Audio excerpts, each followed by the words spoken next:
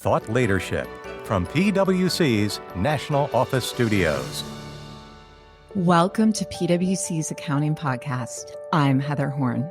Thanks for tuning in to the next episode in our Full Disclosure Summer Series, a show all about presentation and disclosure from the top of the financial statements down to the last footnote. While it may sound like Accounting 101, I guarantee you'll learn something new each episode.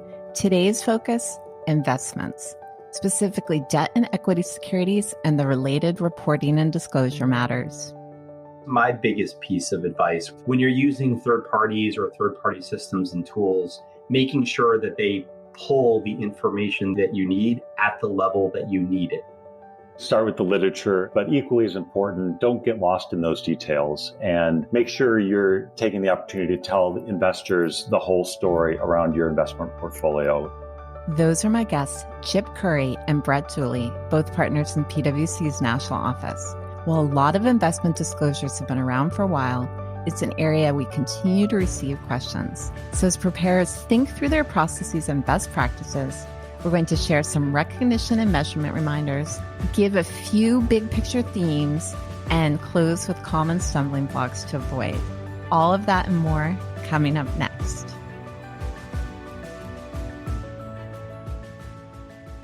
Chip, Bret, thanks so much for joining me today to talk about disclosures related to investments. And, this whole series has been about presentation and disclosure, but this is one case where we are going to delve just a teeny bit into recognition and measurement because I think it will help in terms of framing some of the disclosure requirements. So, Bret, I'm going to go to you first. And can you just give a quick refresher on the accounting model for debt and equity securities? Let's start with equity instruments. First, you need to determine, as a result of the investment in the equity, whether you need to consolidate the investee or apply the equity method of accounting. And assuming you don't have a consolidation issue or don't need to apply the equity method of accounting, then we are in topic 321, dealing with equity instruments. And equity instruments are generally reported at fair value, with changes in fair value reported in earnings. For equity instruments that don't have a readily determinable fair value, there's a measurement alternative. And under this measurement alternative, you would record the equity investment at its cost, and you would remeasure it to fair value upon either impairment or if there's an observable transaction for an identical or similar investment of the same issuer. All right, good reminders. And one thing that I think is really key that I want to point out to the listeners. So if you were listening carefully, you heard Bret use the phrases equity instruments and equity investments. And we do that deliberately and not just say equity securities because the scope of 321 and disclosures could apply to limited partnership interests and other forms of investments in equity instruments where you're not consolidating or applying the equity method of accounting, not just equity securities. So I said equity about 15 times in that, but the bottom line is pay attention to what you have and whether or not you have an equity instrument, an equity investment, and how you're doing the accounting. And that is going to all feed into these disclosures. So Chip, hopefully it's slightly easier. Maybe we can talk about debt securities. The accounting for the debt security really depends upon how it's classified and what your intent is with the security. So held to maturity debt securities are accounted for at amortized cost, and we measure for impairment or credit losses under the CECL guidance. At the other end of the spectrum, debt securities that are held for trading purposes are reported at fair value with changes in fair value reported in current earnings. And if it's not held to maturity or trading, the other category is available for sale. And so available for sale debt securities are reported at fair value, but changes in fair value are reported in AOCI or other comprehensive income. And we assess the security for impairment under a credit loss model that's specific to AFS securities.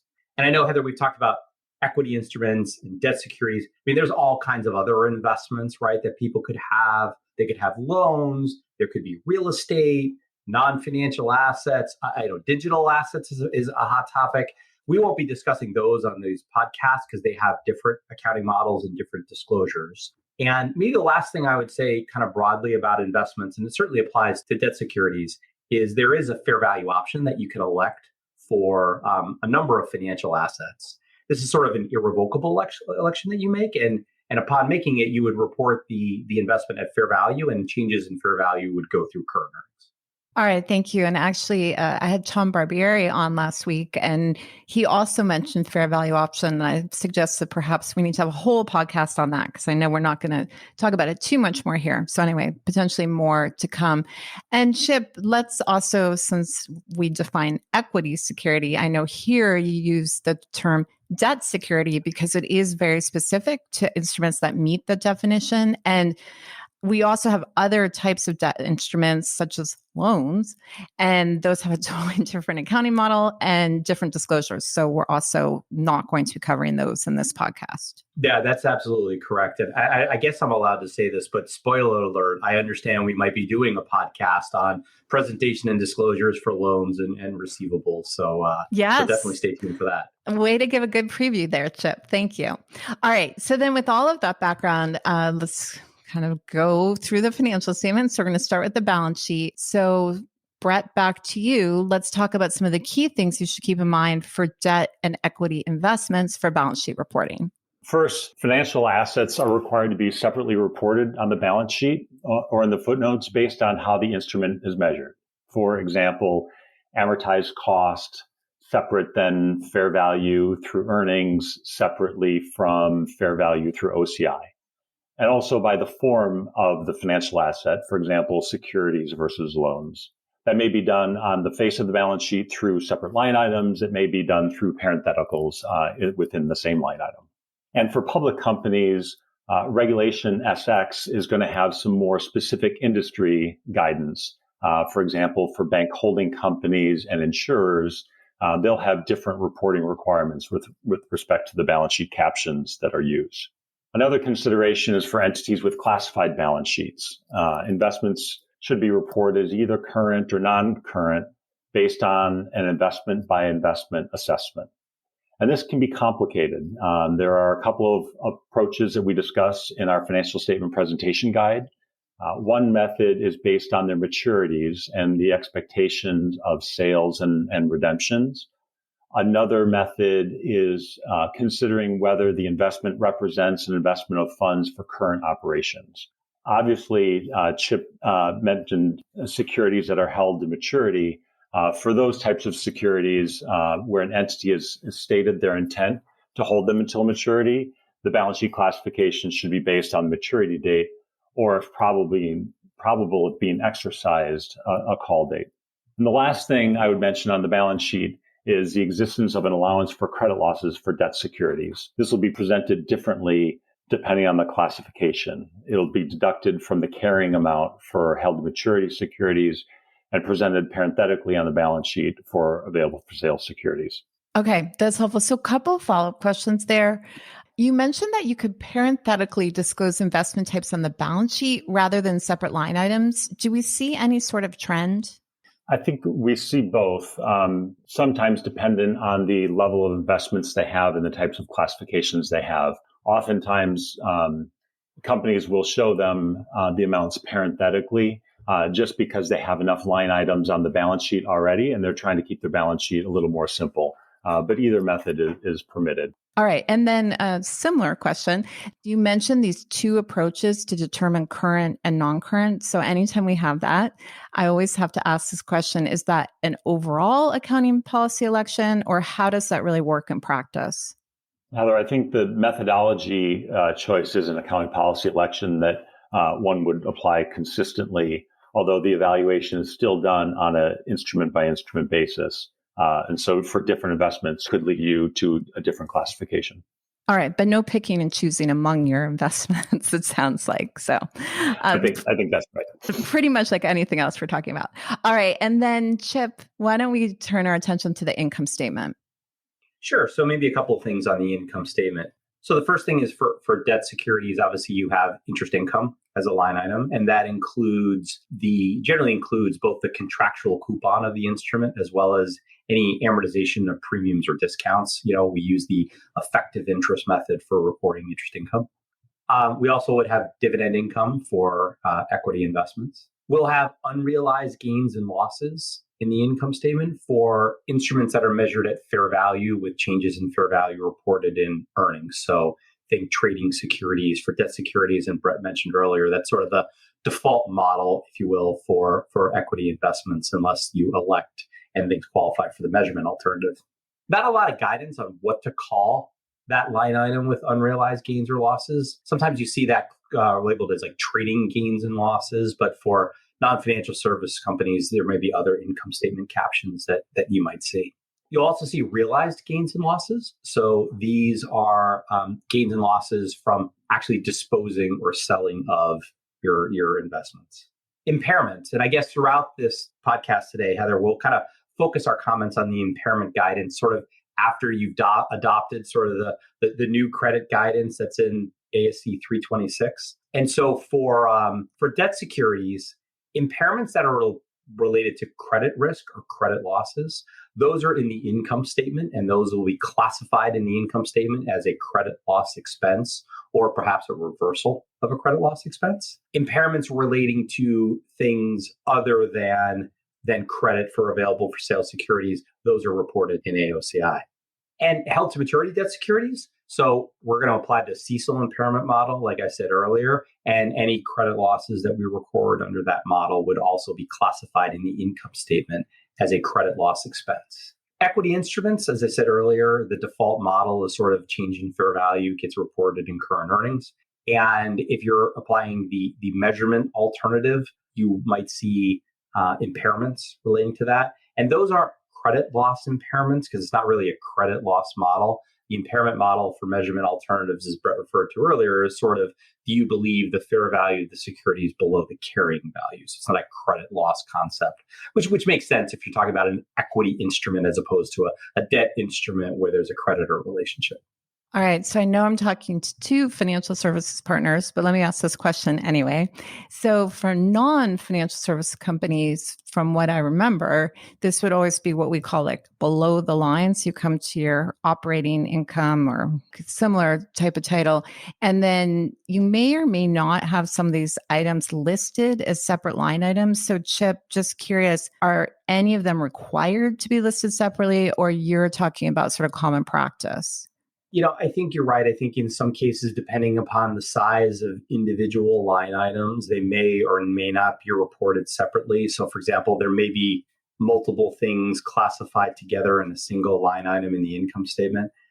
There's some rules in Regulation SX about when you would need to break those out for individual line items. But I think on most companies' financial statements, financial services and non-financial services, you'll see things like interest income or income from investments would include both interest and dividends. You'll probably see, something like a realized gains and losses. Sometimes they might call realized or unrealized, and they would break that information out in the footnotes of the financial statements. All right, that's helpful. And again, I think if you're in this situation where you're considering not breaking all this stuff out, it's definitely important to look at those SX rules if you are an SEC registrant. So then with that, let's move on to disclosures. And Chip, I'm going to go back to you for the first question, and that would be on disclosures for equity investments. I guess what we'll do is we'll start, we'll focus on disclosure requirements specific to equity securities. So divert a little bit from what Bret said earlier about, how 321 applies more broadly, but kind of focus a little bit on the securities. There's some additional disclosures that are also required by the fair value guidance that I think we'll skip those as well because they're numerous and they certainly cover, are much more broad than the fair value disclosures are more broad than just equity instruments or equity securities. Well, and Chip, similar to your earlier spoiler alert, this is another topic we're going to have an entire podcast on, so our listeners can stay tuned for that. So the first thing probably to mention for equity investments, and again, remember, these are generally reported at fair value with changes in fair value and earnings or under the measurement alternative that Bret described. You need to disclose the amount of unrealized gains and losses for all equity investments for the period. All right. So then this may go without saying, but I'm going to just reiterate here that this would really only apply to investments you hold at the end of the period, because if you sold them during the period, everything would be realized. That's absolutely correct, Heather. And actually in the guidance in 321, it actually shows you how to compute that number. And some people just disclose the unrealized number. Some people disclose the components of how it gets calculated to help reconcile back.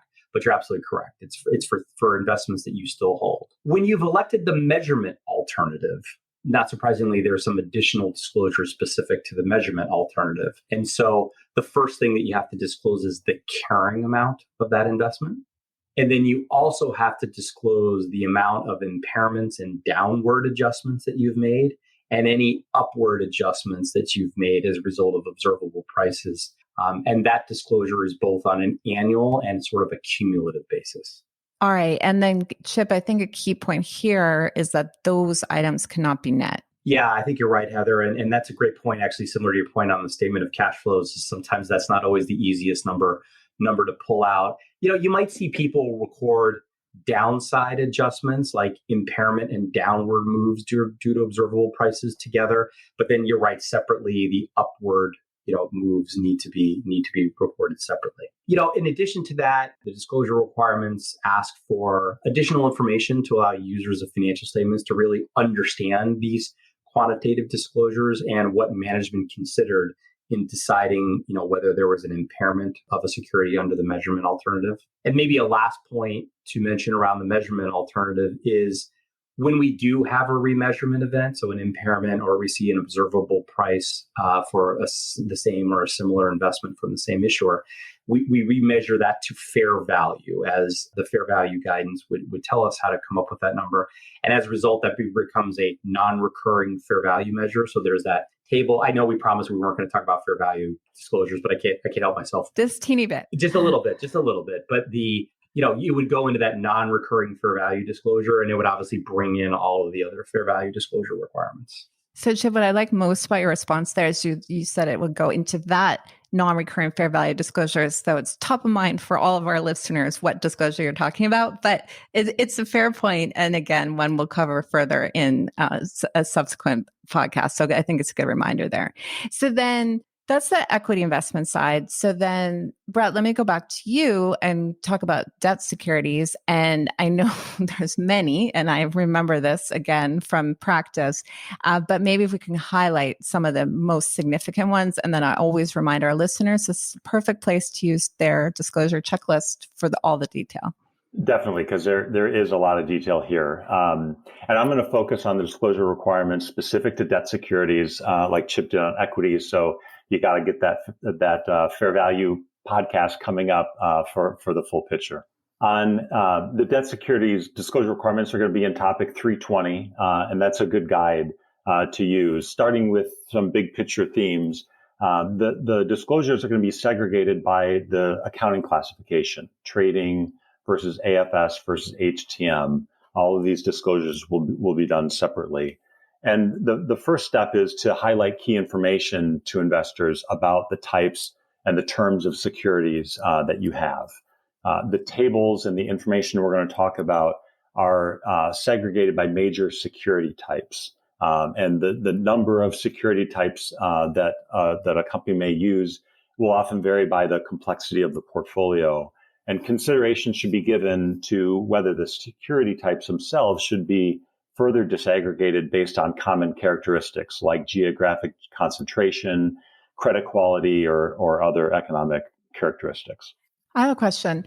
This is a place where banks have to disclose something different than other companies, or no? No, the same requirements, although a financial institution may have a more complex investment portfolio, and so may have more categories of securities to talk about, but the requirements are the same. Yeah, and Bret, there may be additional specific requirements for certain financial statement companies. For example, like the maturity bucket disclosure that you'll get into in a couple of minutes might be prescribed for banks, and versus others may have a little bit of discretion. So there are some nuanced differences in the disclosures, but Bret's absolutely right. I think the disclosure is the same for everybody. All right. So I think it's helpful because then it's a good reminder that really what companies should be trying to do here is make sure that they're giving their users information about what's in the portfolio, and single line item in many cases is not going to be really enough to do that. So it's types of securities, risks, et cetera. So good reminder. And you guys know I always have to question, make sure it's all the same for non-financial. So it's helpful. Okay, Bret, with that said then what other disclosures should we be thinking about? So let's drill into the disclosures for AFS first. There are a lot of disclosures in this area, and I like to think of them in three different categories. Information about the portfolio itself, information about activity going on within the portfolio in that period, and then information about the performance or credit risk of the investments. So starting with that first category of portfolio-related disclosures, by the major security type, you are required to disclose the amortized cost basis, the aggregate fair value, the allowance for credit loss, and the total unrealized gains and losses for securities that's disclosed on a gross basis. So gains separately than the unrealized losses. And also, you need to provide information about the contractual maturity of the securities, but just for the most recent balance sheet date. And this is where Chip mentioned there's prescriptive guidance for financial institutions. Other types of companies may use more judgment about how they show those that maturity information. The second category are activity-based disclosures. These are required disclosures when AFS securities are sold during the period or transferred between classifications. So this is where you need to disclose proceeds from sales and maturities, gross realized gains and losses that were classified out of OCI into net income for the period. You need to describe the basis for which the cost of the security was determined, whether that's a specific identification or an average costing methodology. And then the amount of and the change in the net unrealized holding gain or loss for the period that's included in AOCI at the end of the period. And then the third bucket are disclosures related to the credit risk. And again, there can be a lot of detail in here, but the objective here is to provide an understanding of the credit risk that is inherent in the AFS portfolio, which may be extensive for some companies, or it may be fairly minimal for others if they're investing in very high credit quality instruments. We want to get to the management's estimate of credit losses and then the changes in that estimate of credit losses. There may be investments that are in an unrealized loss position where no allowance has been recorded. For example, where the investment is a very high credit quality and the decline in fair value is related only to changes in interest rates, not any other credit concerns. So for these investments, you need to provide a narrative description to allow users to understand the information that you're using to conclude that no allowance for credit losses was needed. And here you show separately for investments that have been in a continuous unrealized loss position for greater than 12 months versus those that have been in an unrealized loss position for less than 12 months. So the investor can get an understanding of how long that those securities have been, where the fair value has been below carrying value. And then for securities that do have an allowance against them, you need to disclose, again, by major security type, the methodology and significant inputs you used to measure that allowance for credit losses, including the policy for write-offs, talk about and provide a roll forward of the allowance for credit losses. And then finally, for purchased assets with credit deterioration, there are some specific disclosure requirements that go into even more detail and a reconciliation that's required there between par value and the purchase price of the asset. All right, that's a lot of disclosures. One question for you there. You mentioned a couple of times major security types. So just for our listeners to give some context, can you give some examples of the types of line items that might be typical? Sure. Some typical categories may be U.S. Treasuries, mortgage-backed securities, commercial mortgage-backed securities, corporate issued debt securities. Those are common investment types that are provided. All right. So basically depends really on the size of your portfolio, whether you're going to wind up with many, many different line items here and lots of disclosures or, maybe just one or two line items. That's helpful. So then Chip, that was a lot on debt securities, but I know we still haven't hit held to maturity. So can you run through those for us? Yeah, and I think, Heather, for today, we'll skip the trading securities since I think that's a less used category. And again, we'll get to the fair value disclosures in a different podcast. But focusing on held to maturities, there are a lot of similarities, but some differences from the AFS disclosures that Bret talked about. But again, we're looking for information about the portfolio by major security type. And some of the information we're required to disclose is amortized cost basis, fair value, credit losses, unrealized holding gains and losses, and the net carrying amount. Now, the fair value disclosures, they're only required for public companies. They're not required for non-public companies. That kind of distinction exists for held to maturity securities because unlike available for sale securities that Bret talked about, which are being carried at fair value, held to maturity securities are being carried at amortized cost. So computing fair value is an additional requirement that you would need to do for disclosure purposes. And then there's some disclosures around if you were, hedging the forecasted acquisition of held to maturity securities. You have to disclose information about credit risk and estimated credit losses. And as I mentioned earlier, held to maturity securities are subject to the CECL credit risk model. And like I said, we've got a podcast coming up on the disclosures for loans and receivables, and they're really the same for held to maturity securities. But maybe we'll give a couple spoiler alerts here to some of our folks who I'm sure will be listening into that podcast as well. But again, the objectives are very similar to the available for sale disclosures. They're designed to enable users to really understand the credit risk and the credit quality of the portfolio and how management came up with their estimate of credit losses. So one of the big disclosures is disclosing by major security type the amortized cost basis of their portfolio segregated by key credit quality indicators, as well as by their year of origination. They call this the vintage tables, is what is commonly referred to. The allowance for credit loss has a number of disclosures, the methodology and the risk factors that were included in computing it, any changes to policies or methodologies that occur on a periodic basis.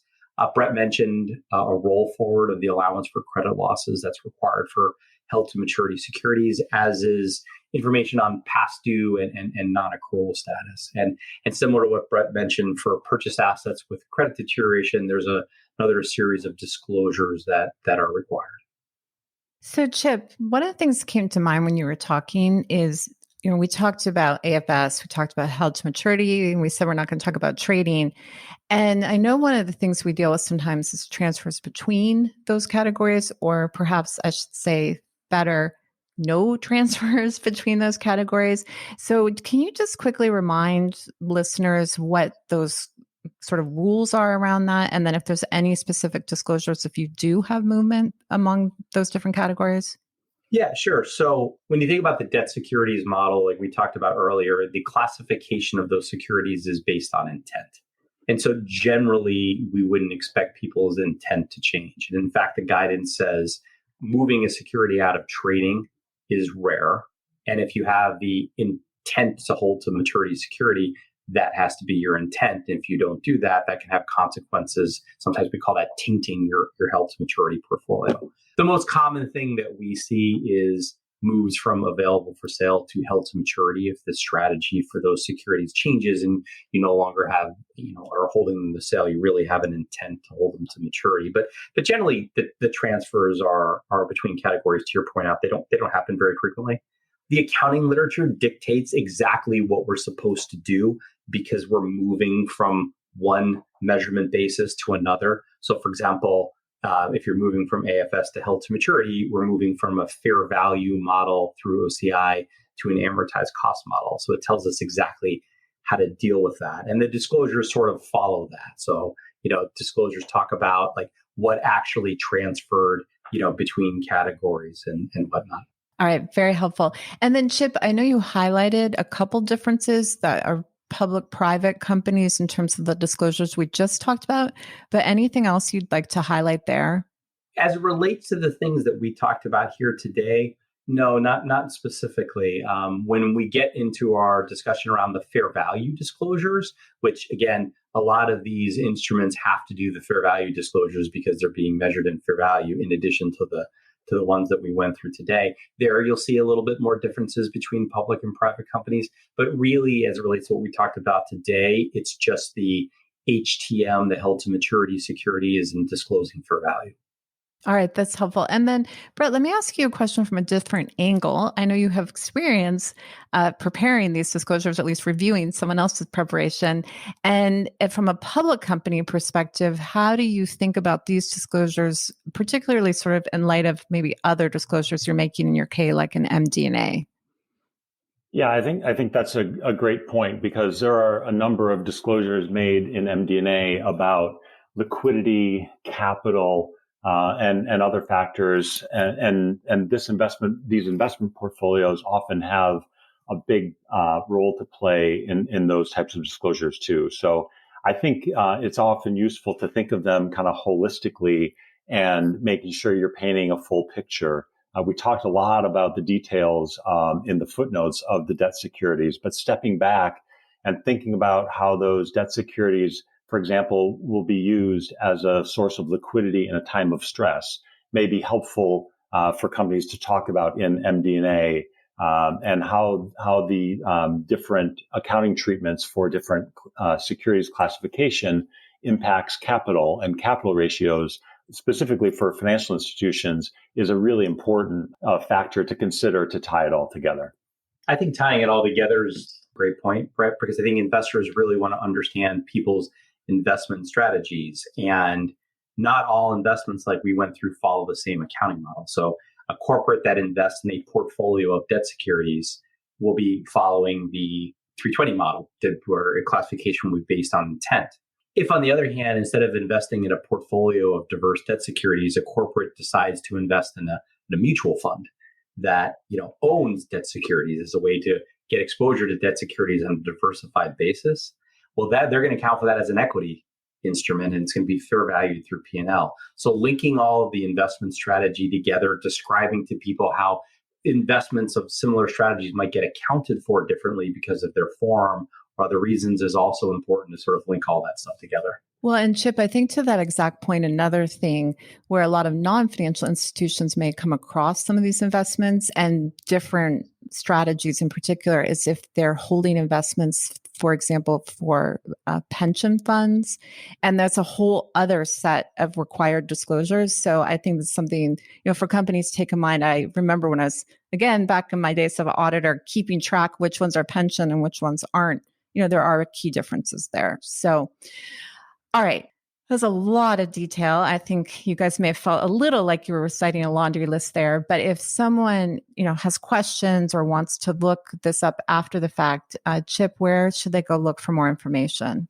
I'd say a couple of things, right? One, if you look at our financial statement presentation guide, that's where we have information on some of the balance sheet disclosures or the balance sheet presentation things that Bret went through, and some of the income statement presentation guidance that I went through.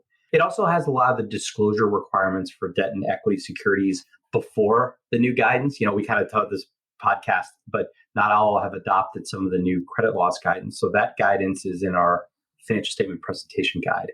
Our loans and investment guides has chapter 12, which is also on presentation and disclosure. And that's really for those who have adopted the new credit loss model, and the new equity instruments model is in there as well. So that's a good point of reference for people. And then I think you mentioned it earlier, I think our disclosure checklist tool is really key. That's really a comprehensive list of all of the disclosures.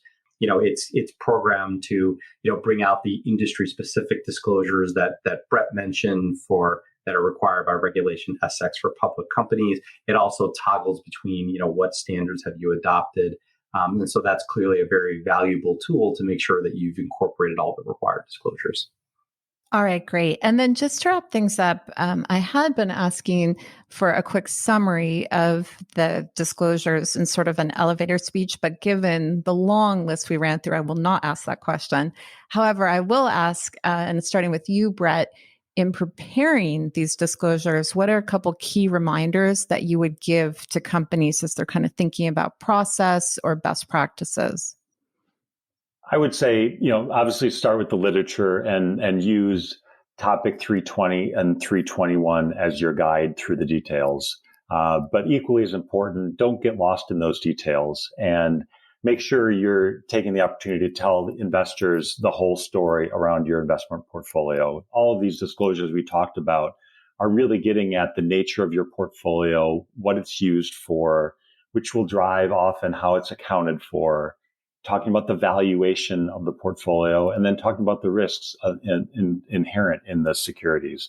So don't forget those big picture themes, and always remember to go back to MD&A and talk about the liquidity and other uses of this portfolio and how it's going to affect the risks of your company. All right, that's helpful. And then Chip, from your perspective, any common pitfalls that you've seen, when you get questions from companies or we see various SEC comment letter comments that you would emphasize? I think a lot of these disclosures have been around for a while. And so people, kind of are aware of the requirements and whatnot. I guess my biggest piece of advice where I see people struggle is a lot of times companies use service providers for gathering some of this information. Sometimes they use service providers for managing their investment portfolios and reporting fair values. And so when you're using third parties or third-party systems and tools, making sure that they pull the information that you need at the level that you need it. So Heather, you mentioned that you remember the difficulties in practice from having to gross report the gains separately from losses. And so planning for that, making sure that your systems and your service providers can provide that information without having to try to pick it out of the details, I think is important. And so that would be my biggest tip, is just make sure that your system and your system providers have the ability to do that, particularly if you're changing systems or you're changing some of your third-party providers. All right, those are both great reminders. And then final question, and Chip, I'll just direct this one to you. As a frequent podcast guest, I know you've been on many. Are there any that you have sort of a soft spot for that you would recommend to our listeners if they're going back and trying to catch up on some other technical accounting? Well, Heather, I love to talk about CECL. It's my thing. And so, and we mentioned it a little bit here today. I couldn't help but mention it as many times as possible that, a lot of the held to maturity debt securities follow the CECL type disclosures. So, I think listening back on some of the podcasts on, lessons learned on the CECL calculations and some of the credit loss disclosures, you can ask me, I always think those are great listens. All right. Thank you. And for our listeners' benefit, I did get a huge smile on my face when Chip said he loved to talk about CECL, because he does kind of light up when the topic comes up. So good reminder. And definitely, whether you've adopted or not, there are some great reminders in those podcasts. But for today, Bret, Chip, really appreciate all the insight. And thank you so much for joining me. That's it for today. Thanks for joining me. New podcast episodes are released every Tuesday and Thursday. To make sure you never miss an episode, follow PwC's Accounting Podcast series wherever you listen to your content. And to stay up to date on all the latest content, let's connect on LinkedIn. For PwC's National Office Studios, I'm Heather Horn. Thanks for tuning in. This podcast is brought to you by PwC, all rights reserved. PwC refers to the U.S. member firm or one of its subsidiaries or affiliates, and they sometimes refer to the PwC network. Each member firm is a separate legal entity. Please see www.pwc.com/structure for further details. This podcast is for general information purposes only and should not be used as a substitute for consultation with professional advisors.